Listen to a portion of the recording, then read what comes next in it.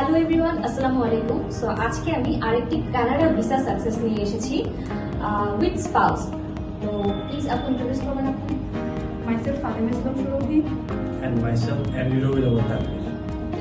So আপু, আপনি কোন ইউনিভার্সিটিতে মাস্টার্সের জন্য অ্যাডমিট হয়েছেন? University of Niagara Falls. So আপনার জার্নিটা সম্পর্কে একটু আমাকে বলুন।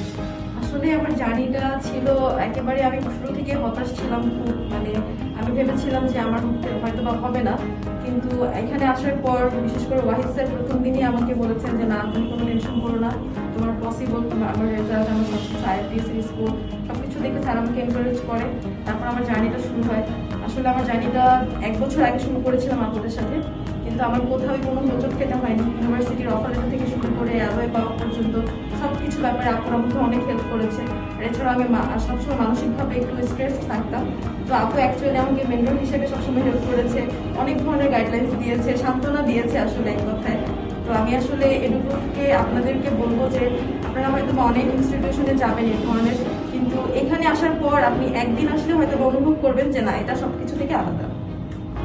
তো আপনাদেরকে আবার অনেক অনেক congratulation, have a safe journey.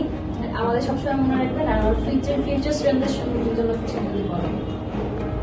আসলে ফিউচার তো আসলে লেখা থাকে উপর থেকে, তারপরেও যদি ট্রাই করেন, চেষ্টা করেন, হার্ডওয়ার্ক করেন এবং সাপোর্ট দেন। আসলে সবকিছু হচ্ছে লাকের উপর। তারপরেও যদি আপনারা যে গাইডলাইন দিচ্ছেন সেটা যদি আপনারা মেনটেন করতে পারেন, এটাতে আমার মনে হয় আপনার সাকসেসটা চলে আসবে।